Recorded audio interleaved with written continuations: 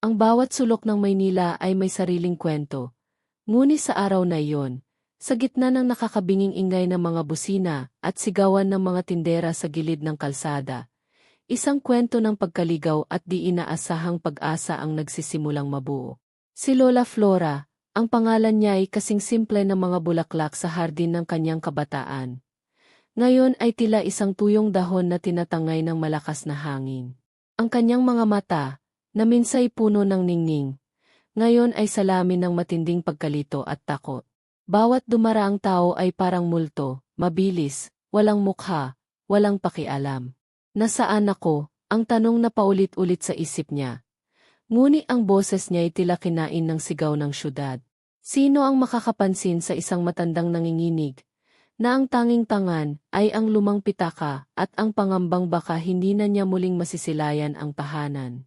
Sa libu-libong taong iyon, na ang bawat isa'y may sariling pupuntahan, sariling problema, may isang pares ng mga mata ang natigilan. Mga matang pagod, sanay sa hirap ng lansangan. Ngunit hindi pa bulag sa pangangailangan ng iba. Ito si Marco, halos 17 taong gulang, na ang kanlungan ay ang mga tagpitaging karton sa isang madilim na eskinita. Ang kanyang sikmura ay kumakalam. Ngunit ang kanyang puso ay tila naramdaman ang tahimik na daing ni Lola Flora. Hindi niya alam na ang matandang ito, na tila ordinaryo lamang, ay may dalang isang lihim. Isang lihim na hindi lamang mag-ugnay sa kanilang mga sawimpalad na buhay, kundi magbubukas din ng pinto patungo sa isang kinabukasang hindi nila kapwa inaasahan. Maghanda na kayo, dahil ang susunod ninyong mapapanood ay isang paglalakbay ng puso, na magkapatunay na ang tunay na yaman ay hindi nasusukat sa salapi, kundi sa lalim ng ating pakikipagkapwa-tao. Ang bawat pagsikat ng araw, para kay Marco, ay isang panibagong pakikipaglaban. Bago pa man tumilaok ang mga tandang sa malalayong kabahayan, gising na siya. Inaayos ang kanyang higaang karton sa gilid ng isang gusaling tila, kinalimutan na ng panahon. Ang amoy ng maruming estero at ang alikabok ng kalsada ang kanyang pang-araw-araw na pabango. Ang unang bumubulaga sa kanya ay hindi ang init ng araw, kundi ang pamilyar na pagkirot ng kanyang tiyan. Isang paalala na kailangan na naman niyang humanap ng paraan upang may mailaman dito. Ang kanyang umaga ay nagsisimula sa paglilibot sa mga basurahan. Nagbabaka sakaling makakita ng mga plastik na bote, lumang lata, o mga karton na maaari niyang maibenta sa junk shop. Bawat piraso ay mahalaga, bawat sentimo ay may katumbas na isang kagat ng tinapay o isang maliit na supot ng kanin. Minsan, kung mapalad, may mag-aabot sa kanya ng natirang pagkain mula sa isang karinderya, o kaya'y may magbibigay ng barya, kapalit ng pagtulong sa pagbubuhat ng mga pinamili. Ngunit mas madalas, ang araw ay lumilipas na ang tanging laman ng kanyang bulsa, ay ang pag-asang bukas, ay magiging mas mabuti. Natuto siyang maging matalas ang pakiramdam, maging mabilis ang kilos. Ang lansangan ay isang malupit na guro. Itinuro nito sa kanya kung paano mabuhay ng mag-isa, kung paano tiisin ang gutom at lamig. Ngunit sa kabila ng lahat ng ito, sa gitna ng dumi at hirap, may isang sulok sa kanyang puso na nanatiling malinis. Naalala pa niya ang mga pangaral ng kanyang yumaong lola sa probinsya, bago siya napadpad sa Maynila, dahil sa pangakong mas magandang buhay na hindi naman natupad. Anak, sabi nito noon, kahit anong mangyari, huwag mong kakalimutan ang maging mabuti sa kapwa. At iyon nga ang pilit niyang isinasabuhay. Kung may makita siyang kapwa palaboy na mas nangangailangan, hindi siya magdadalawang isip na ibahagi ang kakarampot niyang pagkain. Minsan, may nakita siyang isang asong kalye na sugatan ang paa. Ginamit niya ang kapiyasong tela mula sa kanyang lumang damit upang linisin at talian ang sugat nito. Kahit na ang telang iyon ay mahalaga na rin para sa kanya. Ang mga maliliit na bagay na ito ang nagpapanatili sa kanyang pagkatao, ang nagbibigay sa kanya ng dahilan upang magpatuloy. Madalas, kapag may kaunti siyang pahinga, nauko siya sa gilid ng isang simbahan o sa ilalim ng isang malaking puno sa parke. Pinagmamasdan niya ang mga taong dumadaan, mga pamilyang nagtatawanan habang kumakain ng sorbetes, mga estudyanteng may bitbit na mga aklat at mga pangarap na kasing taas ng mga gusali sa paligid, mga magkasintahang masayang naglalakad habang magkahawak ang kamay. Isang ngiti ang sumisilay sa kanyang labi. Ngunit sa likod nito ay mayroong lungkot. Nangangarap siya ng isang normal na buhay, isang tahanan, kahit maliit, na matatawag niyang sarili. Isang pamilyang mag-aruga sa kanya. Ang pagkakataong makapag-aral at abutin ang mga pangarap na matagal na niyang isinantabi. Ngunit ang mga pangarap na iyon ay tila mga bituin sa kalangitan. Nagniningning, ngunit napakalayong abutin. Ang kanyang realidad ay ang malamig na semento, ang ingay ng trapiko, at ang patuloy na pakikibaka para mabuhay. Sa kabilang banda, sa isang kahimik at maayos na subdibisyon sa labas ng magulong sentro ng lungsod, naroon ang kahanan ni Lola Flora. Isang bahay na may maliit na hardin sa harapan, puno ng mga rosas at sampaguita na paborito niya. Dito siya nakatira kasama ang kanyang nag-isang anak na si Maria, ang asawa nitong si Roberto, at ang kanilang 10 taong gulang na anak na si Anton. Mahal na mahal ni Lola Flora ang kanyang pamilya, lalo na ang kanyang apo. Si Anton ang kanyang liwanag, ang kanyang kalaro, ang kanyang tagapakinig sa mga paulit-ulit niyang kwento ungkol sa kanyang kabataan. Subalit, sa paglipas ng mga taon, unti-unti nang humihina ang memorya ni Lola Flora. Ang dating matalas niyang isip ay nagsisimula ng maging makakalimutin. Minsan, habang nagluluto, nakakalimutan niyang patayin ang kalan. May mga pagkakataong hindi niya maalala ang pangalan ng mga taong matagal na niyang kakilala. At ang pinakamatindi, minsan ay naliligaw na siya, kahit sa loob lamang ng kanilang subdibisyon. Lubos itong ikinababahala ni Maria. Mahal niya ang kanyang ina, at ayaw niyang mapahamak ito. Kaya naman, palagi niyang pinapaalalahanan si Lola Flora na huwag lalabas ng bahay nang walang kasama. Ngunit si Lola Flora, nasanay sa pagiging malaya, ay minsan ay naiini. Gusto niyang mamasyal, makipagkwentuhan sa mga kapitbahay, o kahit man lang makalanghap ng sariwang hangin sa labas. Isang umaga, habang si Maria ay nasa trabaho at si Roberto naman ay may mahalagang inaasikaso sa opisina, at si Anton ay nasa eskwela, nagising si Lola Flora na may kakaibang kakiramdam. Tila may tumatawag sa kanya mula sa labas. Hinanap niya ang kanyang paboritong baston, isinuot ang kanyang lumang tsinelas, at dahan-dahang binuksan ang pinto. Ang sikat ng araw ay medyo mainit na. Ngunit hindi niya ito ininda. Nagsimula siyang maglakad, walang iyak na patutunguhan. Sinusundan lamang ang kung anong nasa kanyang isipan. Hindi niya namalayan na ang bawat hakbang niya ay papalayo na sa pamilyar na mga kalye ng kanilang subdibisyon. Nang umuwi si Maria mula sa trabaho, isang nakabibinging katahimikan ang sumalubong sa kanya. Wala si Lola Flora sa sala, wala sa kusina, wala sa silid nito. Isang matinding kaba ang biglang dumaloy sa kanyang buong katawan. Tinawagan niya si Roberto, at agad silang nagsimula sa paghahana. Ang bawat minutong lumilipas ay parang isang oras. Ang bawat anino ay tila nagiging anyo ng kanyang ina. Ang dating payapang hapon ay napuno ng kakot at pangamba. At doon, sa gitna ng pinakamataong bahagi ng syudad, sa ilalim ng nagbabagang sikat ng araw, napadpad si Lola Flora. Ang pamilyar na amoy ng mga bulaklak sa kanyang hardin ay napalitan ng pinaghalong amoy ng usok ng sasakyan, prinitong pagkain mula sa mga street vendor, at ang hindi kaaya-ayang singaw mula sa mga kanal. Ang tahimik na huni ng mga ibon ay napalitan ng nakakabinging ingay ng mga busina, ng sigawan ng mga barker ng jeep, at ng malakas na tugtugin mula sa mga tindahan ng cellphone. Para siyang isang dayuhan sa sarili niyang bayan.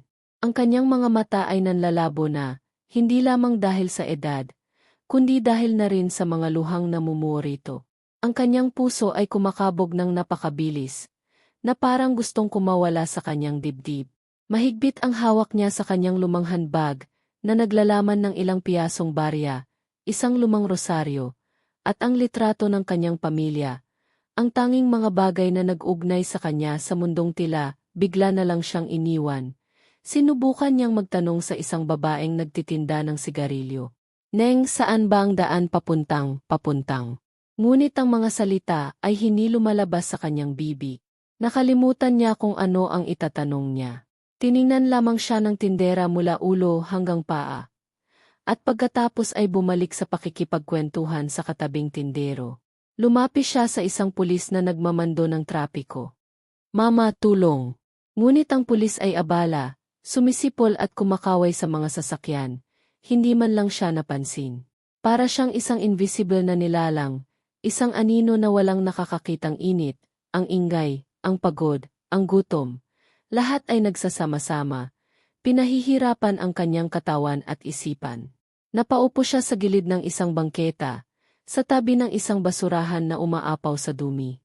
Ang mga tao ay dumadaan sa kanyang harapan, ang iba'y tinitingnan siya ng may pagtataka, ang iba'y may halong pandidiri, ngunit walang humihinto, walang nag-alok ng kulong.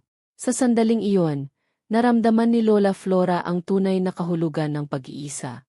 Ang pag-asa ay unti-unti nang nawawala, tulad ng liwanag ng araw na papalubog na. Sa di kalayuan, sa lilim ng isang waiting shed na kupas na ang pintura, nakaupo si Marco. Kakatapos lang niyang ibenta ang mga naipon niyang plastik na bote sa kalapit na junk shop. Ang kinita niyang 20 pesos ay sapat na para sa 2 piyasong pandesal at isang maliit na baso ng malamig na tubig. Habang dahan-dahan niyang nginunguya ang kinapay, upang patagalin ang lasa nito sa kanyang bibig, napadako ang kanyang tingin sa kabilang kalsada. Doon niya nakita si Lola Flora, isang matandang babae na nakaupo sa gilid ng bangketa. Balisa ang anyo, halatang naliligaw at nahihirapan. Sa una, pinagmasdan lang niya ito. Sanay na si Marco sa mga ganitong kanawin. Ang lansangan ay puno ng mga taong may kanya-kanyang pasanin. Ngunit may kakaiba kay Lola Flora. Ang kanyang marupok na anyo, ang bakas na matinding kalungkutan at pagkalito sa kanyang mukha. Ang paraan ng pagkapit niya sa kanyang handbag na parabang iyon na lamang ang kanyang kaligtasan. Lahat ng ito ay tila tumagos sa puso ni Marco. Naalala niya ang kanyang sariling lola, ang init ng mga yakap nito, ang mga kwentong puno ng aral. Isang kirot ang kanyang naramdaman. Pinagmasdan niya ang mga taong dumadaan. May mga tumitingin kay Lola Flora, pero nagpapatuloy lang sa paglalakad. May mga umiiling na parabang sinasabing kawawa naman, pero wala akong magagawa. May mga tila walang pakialam, na parabang hangin lang ang matanda. Naramdaman ni Marco ang pamilyar na kirot ng pagwawalang bahala ng mundo. Nagdalawang isip siya. Ang 20 pesos na hawak niya ay halos lahat na ng kanyang pera. Kung tutulungan niya ang matanda, baka maubos ito. Paano na siya mamaya? Bukod pa roon, baka mapagkamalan pa siyang may masamang bala. Siya, na isang hamak na palaboy, utulong sa isang estranghero. Baka pagtawanan lang siya, o mas malala, baka mapagbintangan pa. Bakit ako? Tanong niya sa sarili. Sino ba ako para tumulong? Mas kailangan ko nga ng pulong. Ang tinig ng pag-alinlangan at ng kakot ay malakas. Ang mga karanasan niya sa lansangan ay nagturo sa kanya na maging maingat, na protektahan ang sarili. Ngunit habang tinititigan niya si Lola Flora, na ngayon ay nanginginig na, marahil sa takot o sa lamig na dala ng papalapit na dapit hapon, na naig ang tinig ng kanyang konsensya. Hindi niya kayang talikuran na lamang ito. Hindi niya kayang magbingi-bingihan sa tahimik na paghingi nito ng saklolo. Bumuntong hininga siya. Itinabi niya ang kalahati ng kanyang pandesal sa bulsa ng kanyang maruming shorts. Para mamaya, o para sa matanda, hindi pa niya alam.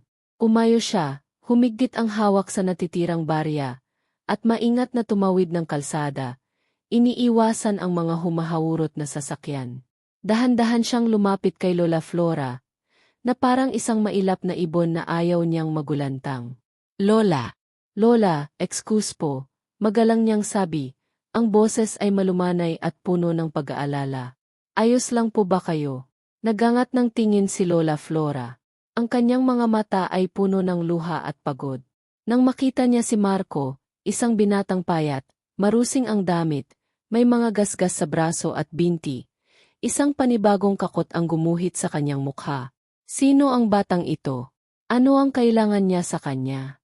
Baka saktan siya nito, o nakawan. Mukhang naliligaw po kayo, Lola. Patuloy ni Marco, hindi pinapansin ang kakot sa mga mata ng matanda. Nakita niya ang panginginig ng mga kamay nito. Gusto niyo po bang maupo muna tayo doon sa may lilim? Itinuro niya ang waiting shed sa kabilang kalsada, kung saan siya nanggaling kanina. Mainit po dito, baka lalo po kayong mahirapan. Hindi agad sumagot si Lola Flora. Tinitigan lamang niya si Marco mula ulo hanggang paa. Ngunit sa kabila ng maruming anyo ng binata, may nakita siyang sinseridad sa mga mata nito.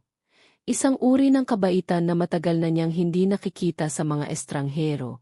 Ang magalang na tono ng pananalita nito, ang paggamit ng po. Lahat ay nagpapahiwatig na wala itong masamang intensyon. Dahan-dahan, tumango siya, isang halos hindi napapansing paggalaw ng ulo. Ngumiti si Marco, isang maliit, nahihiyang ngiti. Maingat niyang inalalayan si Lola Flora sa pagtayo. Dahan-dahan lang po, Lola, sabi niya, habang inaalalayan ang braso ng matanda. Ang balat ni Lola Flora ay malamig at tuyo. Nadama ni Marco ang kahinaan nito, at lalo siyang naawa. Inalalayan niya ito patawid ng kalsada. Pinoprotektahan mula sa mga sasakyan. Nang makarating sila sa waiting shed, pinaupo niya ito sa sementadong upuan. Kinuha niya ang natitirang barya sa kanyang bulsa, 15 piso. Sapat lang para sa isang maliit na bote ng mineral water, mula sa kalapit na tindahan ni Aling Nena. Bumili siya ng isa. Inom po muna kayo, Lola, sabi ni Marco, habang binubuksan ang bote at inyabog kay Lola Flora. Baka nauhaw na po kayo. Pasensya na po, ito lang ang nakayanan ko. Tinanggap ni Lola Flora ang kubig. Ang nanginginig niyang mga kamay ay halos hindi mahawakan ng maayos ang bote. Tinulungan siya ni Marco na itaas ito sa kanyang bibig. Ilang lagok lang, ngunit tila nabuhayan ng kaunti ang matanda. Isang bahagyang kulay ang bumalik sa kanyang maputlang mga labi. Salamat, iho, mahinang sabi ni Lola Flora. Ang boses ay medyo paos pa. Ito ang unang pagkakataon na nagsalita siya ng may kaunting linaw. Naupo si Marco sa tabi ni Lola Flora. Nag-iingat na hindi masyadong lumapit upang hindi ito mailang. Walang anuman po, Lola, sagot niya. Ako po si Marco. Kayo po, ano po ang pangalan ninyo? Flora, ako si Flora, sagot na matanda. Ang mga mata ay nakatitig pa rin sa kawalan. Ngunit may kaunting pagbabago na sa kanyang ekspresyon. Hindi na ito kasing ligalig ng kanina. Lola Flora, pagulit ni Marco, na may kasamang magalang na ngiti. Magandang pangalan po. Lola Flora, saan po ba ang uwian ninyo? Baka po may matandaan kayong lugar, o pangalan ng kalye. Napabuntong hininga si Lola Flora. Ang pagkalito ay muling bumalik sa kanyang mga mata. Ang bahay malayo. May hardin, maraming bulakla. Si Maria, ang anak ko, si Anton, ang apo ko. Mga pira-pirasong imahe ang lumalabas sa kanyang isipan. Ngunit hindi niya mapagtagni-tagni. Ang mga luha ay muling namuo sa gilid ng kanyang mga mata. Naawa si Marco. Hinayaan lang niya si Lola Flora na magsalita. Kahit papaulit-ulit o walang diyeksyon ang mga sinasabi nito. Nakinig siya ng mabuti. Sinusubukang humuli ng kahit anong impormasyon na maaring makatulong. Naalala niya ang kalahating pandesal na itinabi niya kanina. Kinuha niya ito mula sa kanyang bulsa. Medyo pipis na at malamig, ngunit pagkain pa rin. Lola Flora, gusto niyo po ng tinapay, alok niya, medyo nahihiya. Pasensya na po, ito lang po ang meron ako. Pero baka po nagugutom na kayo. Nagatubili si Lola Flora sa una. Ngunit ang gutom na kanyang nararamdaman, kasama na ang hindi maipaliwanag na kabaitan ng batang ito, ang nagtulak sa kanya na panggapin ang alo. Kinuha niya ang tinapay at dahan-dahang kinagatan ito. Isang maliit na kagat, apos isa pa. Habang kumakain sila ng tahimik, si Marco ay kinakain ang maliit na bahagi ng tinapay na natira para sa kanya. Isang kakaibang katahimikan ang namagitan sa kanila. Hindi ito ang katahimikan ng pag-iisa, kundi ang katahimikan ng dalawang taong, sa kabila ng pagkakaiba ng kanilang edad at sitwasyon, ay nagkakaintindihan sa isang antas na hindi nangangailangan ng maraming salita. Unti-unting gumaan ang kakiramdam ni Lola Flora. Ang presensya ni Marco, na sa una ay kinatakutan niya, ngayon ay nagbibigay sa kanya ng isang uri ng seguridad, isang pakiramdam na hindi siya lubos na pinabayaan. Nakita niya ang pagod sa mga mata ng binata, ang mga kalyo sa mga kamay nito. Ngunit nakita rin niya ang isang pusong busila. Pagasaan po ba si Maria, Lola? O si Anton? Baka po may eskwelahan siyang pinapasukan na malapit sa inyo. Muling tanong ni Marco, maingat, na parang naglalakad sa manipis na yelo. Umiling si Lola Flora. Hindi ko maalala. Ang kanyang boses ay puno ng pighati. Pero mabait si Maria. Si Anton, matalino siyang bata. Nagsimula siyang magkwento tungkol sa kanyang apo. Ungkol sa mga drawing nito, sa mga kantang paborito nito. Kahit na ang mga kwento ay putol-putol. Nakinig si Marco ng may interes. Para sa kanya, bawat salita ay maaring maging susi. Paminsan-minsan, habang nagkukwento si Lola Flora, napapatingin siya kay Marco, na parang sinusuri kung ito ba ay naiinip na. Ngunit ang nakikita niya ay isang pares ng mga matang matiyagang nakikinig. Isang ulo na kumatango sa bawat niyang sinasabi. Ito ay nagbigay sa kanya ng lakas ng loob na magpatuloy. Sa isang sandali ng bahagyang kalinawan, hinawakan ni Lola Flora ang kamay ni Marco. Ang kanyang mga daliri ay malamig at medyo nanginginig. Ngunit ang hawak niya ay may kasamang ini. Salamat, iho, sabi ni Lola Flora. Ang kanyang boses ay mas malinaw na ngayon. Ang kanyang mga mata ay dieso nang nakatingin kay Marco. Napakabait mong bata. Para kang anghel na ipinadala sa akin. Pagpalain ka nawa ng Diyos. Ang mga salitang iyon ay parang isang mainit na yakap sa puso ni Marco. Ang pagod, ang gutom, ang pangamba, lahat ay tila pansamantalang naglaho. Isang ngiti ang sumilay sa kanyang mga labi. Isang ngiting hindi pilit. Isang ngiting umabot hanggang sa kanyang mga mata. Ilang taon na ba ang lumipas mula nang may nagsabi sa kanya ng ganoong mga salita? Halos hindi na niya matandaan. Pakiramdam niya, sa sandaling iyon, siya ay hindi lamang isang palaboy, kundi isang taong may halaga. Walang anuman po, Lola Flora, sagot niya, medyo nahihiya. Gagawin ko po ang lahat para makauwi kayo ng ligtas. Maya-maya, nagsimulang maghalongkat si Lola Flora sa kanyang lumang handbag. May hinahanap siyang kung ano. Ang kanyang mga kilay ay magkasalubong sa pag-aalala. Ang kanyang mga daliri ay nanginginig habang kinakapa ang laman ng bag. Isang lumang pitaka, isang rosaryo, ilang pirasong candy, isang panyo. Si Marco ay tahimik lang na nagmamasid, handang tumulong kung sakaling kailanganin. Ang tila simpleng kagikita nila ay unti-unti nang nagiging isang malalim na ugnayan. Isang ugnayang binuo ng pangangailangan at ng di inaasahang kabutihan. Isang tanong ang umukilkil sa isip ni Marco. Ano kaya ang lihim na itinatago ng matandang ito? At paano niya ito matutulungan ng lubusan upang mahanap ang daan pabalik sa kanyang mga mahal sa buhay? Patuloy ang masinsinang paghalongkat ni Lola Flora sa kaibuturan ng kanyang handbag. Bawat kislot ng kanyang mga daliri ay puno ng determinasyon. Ang noo niya ay nakakunot, na para bang ang buong pag-asa niya ay nakasalalay sa kung anumang mahahanap niya roon. Si Marco ay nanatiling tahimik sa kanyang tabi. Pinagmamasdan ang bawat galaw. Ang kanyang puso ay may halong pag-asa at kaba. Hanggang sa wakas, may isang bagay siyang nadukot, isang maliit, tupi-tuping piyaso ng papel.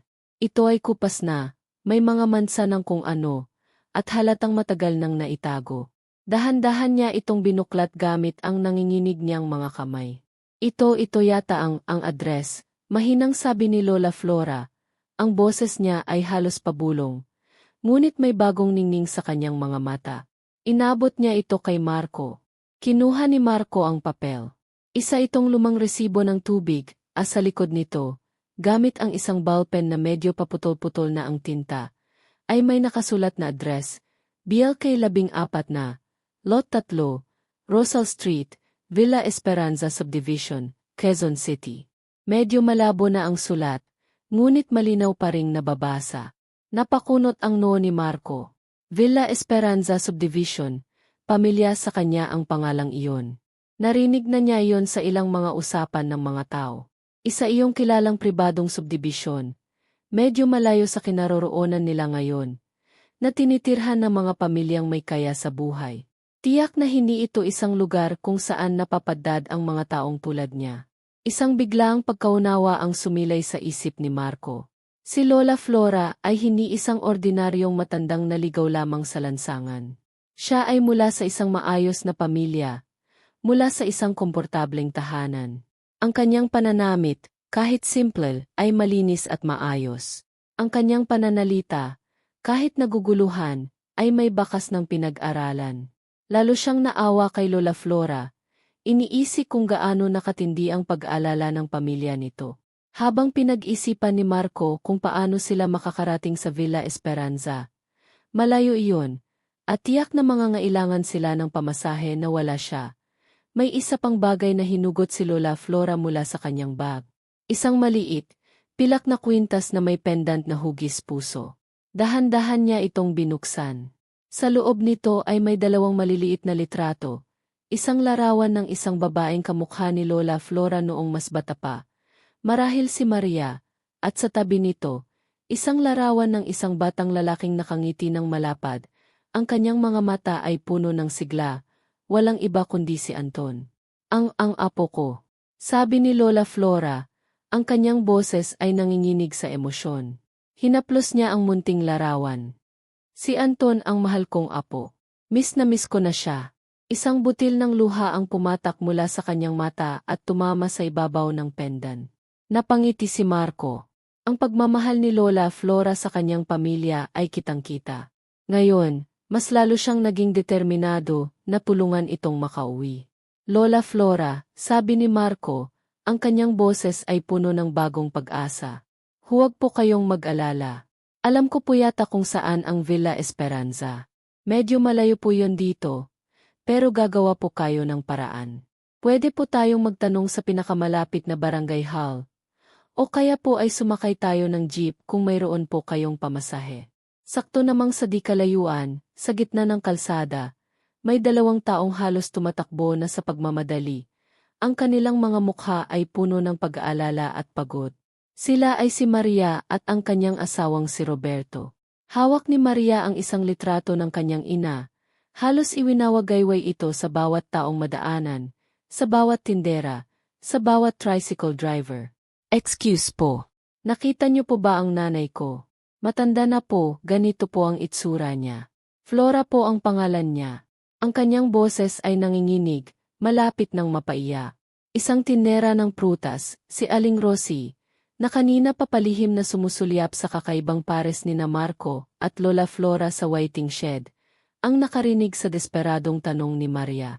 Tiningnan niya ang litratong hawak nito, at pagkatapos ay napatingin sa direksyon ng waiting shed.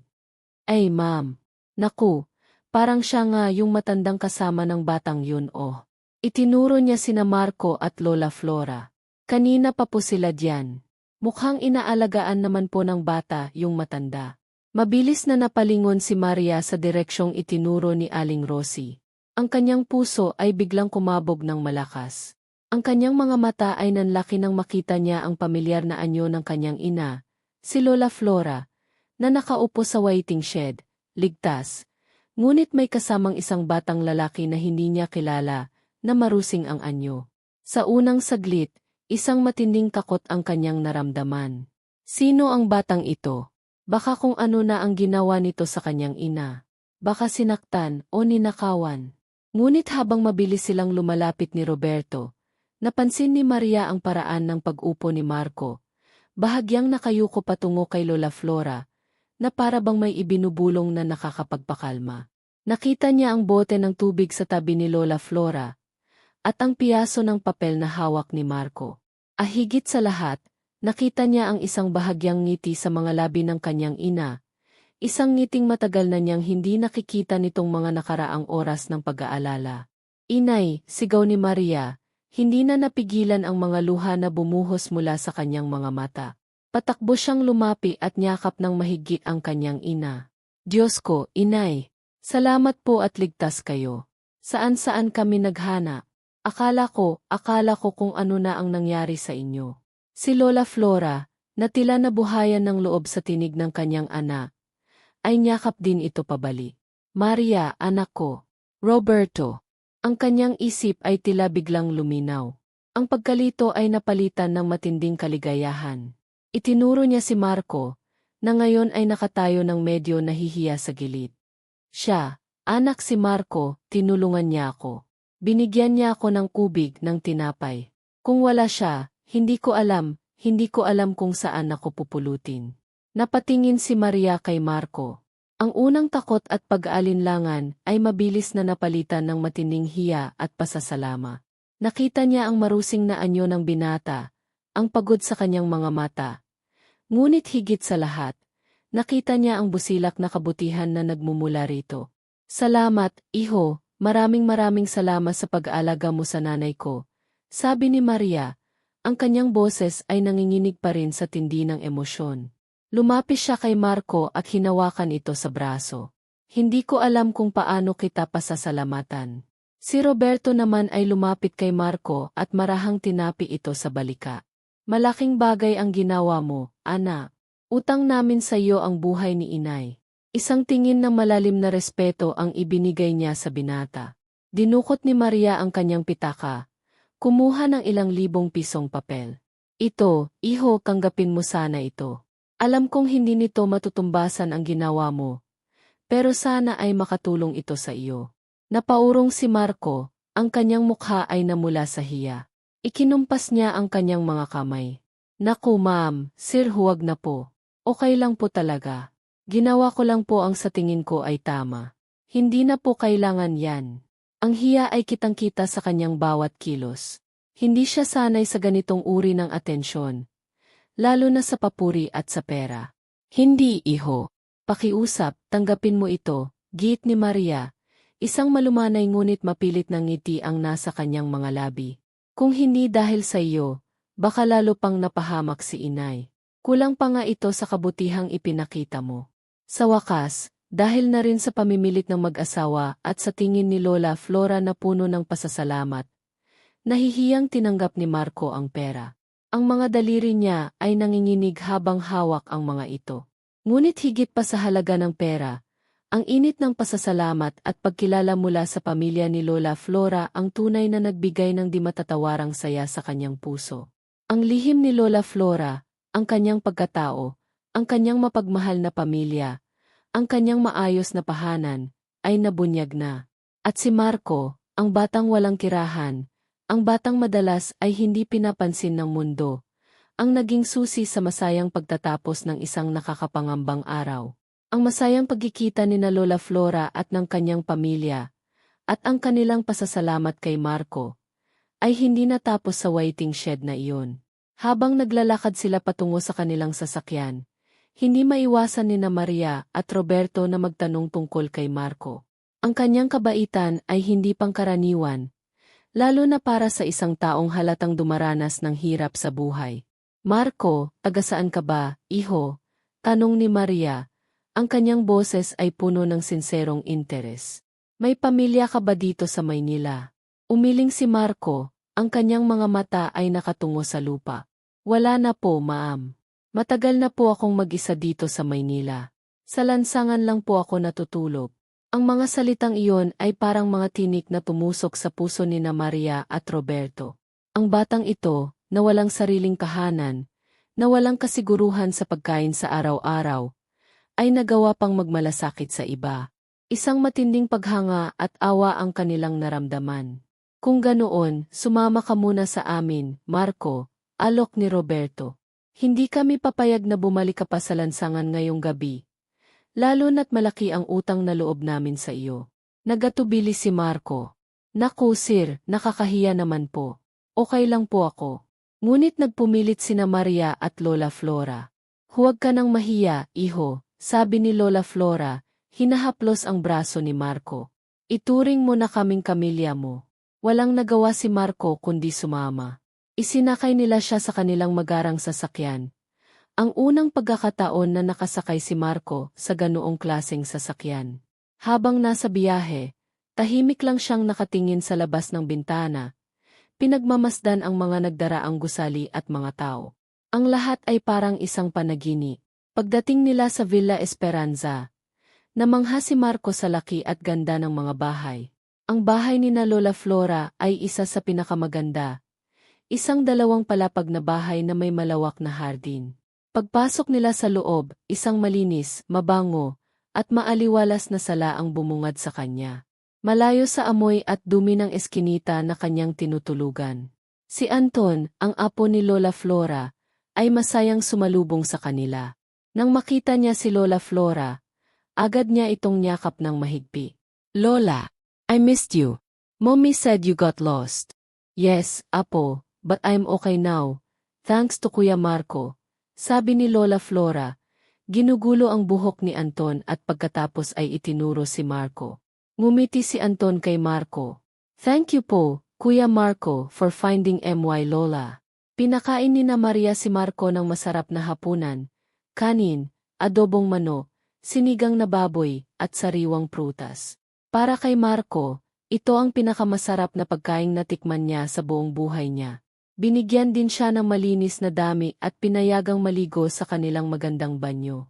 Sa unang pagkakataon sa loob ng napakatagal na panahon, naramdaman ni Marco ang tunay na kalinga, ang pakiramdam ng pagiging bahagi ng isang pamilya. Kinabukasan, bago pa man umalis si Marco, kinausa siya ng masinsinan ni na Maria at Roberto. "Marco," sabi ni Roberto, "napag-usapan namin ni Maria. Nakikita namin ang kabutihan ng iyong puso at ang iyong potensyal. Sayang kung mapupunta ka lang ulit sa lansangan. Kaya naman, Marco," dugtong ni Maria, "kung papayag ka, gusto ka naming bigyan ng pagkakataon. Pwede kang tumira dito sa amin. Magiging bahagi ka ng aming pamilya. Tutulungan ka naming makapag-aral muli. Maaari kang pumasok sa Yeles, at pagkatapos ay sa kolehiyo. Kami na ang bahala sa lahat ng gastusin. Ang kailangan mo lang gawin ay mag-aral ng mabuti." Hindi makapaniwala si Marco sa kanyang naririnig. Ang mga mata niya ay napuno ng luha, mga luha ng di masukat na pasasalamat at nag-umapaw na pag-asa. Ang simpleng pagtulong niya kay Lola Flora, na ginawa niya ng walang hinihintay na kapalit, ay nagbukas ng isang pinto patungo sa isang kinabukasang hindi niya kailanman pinangarap na posible para sa kanya. "Talaga po," anong niya, ang boses ay nanginginig. "Pero bakit po? Hindi po ako karapat-dapat." "Karapat-dapat ka, Marco," sabi ni Maria, hinahawakan ang kamay ng binata. "Dahil sa kabutihan mo. At dahil naniniwala kami sa iyo." Walang pagsidlan ang kaligayahan ni Marco. Paulit-ulit siyang nagpasalamat kina Maria at Roberto. Nang araw na iyon, nagsimula ang bagong yugto sa buhay ni Marco. Hindi na siya isang batang lansangan, kundi isang binatang may pangarap, may pamilyang nagmamahal, at may kinabukasang naghihintay. Nag-aral siya ng mabuti, umulong sa mga gawaing bahay, at naging parang kunay na kuya kay Anton. Si Lola Flora naman ay mas naging maingat na, at ang kanyang pamilya ay mas lalong naging mapagmahal at mapagbantay. Ngunit higit pa roon, ang karanasan nila kay Marco ay nag-iwan ng malalim na marka sa kanilang puso. Nagising sila sa katotohanang ang kabutihan ay matatagpuan, kahit sa mga lugar na hindi mo inaasahan, at ang pagtulong sa kapwa ay nagdudulot ng kaligayahang hindi kayang kumbasan ng anumang yaman. Dahil dito, nagbasya sina Maria at Roberto na magsimula ng isang maliit na foundation na naglalayong kulungan ang ibang mga batang lansangan na makapag-aral at magkaroon ng mas magandang buhay, tulad ng ibinigay nilang pagkakataon kay Marco. Ang kwento ni Marco at Lola Flora ay naging isang inspirasyon sa kanilang komunidad. Isang buhay na patunay na ang isang maliit na butil ng kabutihang loob ay maaaring magbunga ng isang malawak na taniman ng pag-asa. Ang lihim na dala ni Lola Flora ay hindi lamang ang kanyang address o ang kanyang pagkatao. Ito rin ang aral na ang bawat isa sa atin, gaano man kaliit o kahirap ang ating kalagayan, ay may kakayahang maging isang bayani sa sarili nating paraan. May kakayahang magbigay ng liwanag sa madilim na landas ng iba. Si Marco, na dati isang anino lamang sa mataong lansangan ng Maynila, ngayon ay isang binatang may tiwala sa sarili, may pangarap na inaabot, at may pusong patuloy na nagmamahal at naglilingkod. Ang kanyang kamay na minsang umabot upang tulungan ang isang nawawalang matanda, ay naging simbolo ng walang hanggang kapangyarihan ng pakikipagkapwa-tao, ng bayanihan, at ng pag-ibig na hindi namimili ng kalagayan sa buhay. Ang tadhana ay may sariling paraan ng pag-ugnay ng mga puso, At sa pagkikita ni na Marco at Lola Flora, hindi lamang dalawang buhay ang nabago, kundi pati na rin ang pananaw ng marami tungkol sa kung saan nga ba matatagpuan ang tunay na himala. Ito ay matatagpuan sa bawat pagkakataong pipiliin nating maging mabuti, sa bawat kamay na iaabot natin upang tumulong, sa bawat pusong handang magmahal ng walang hinihintay na kapalit.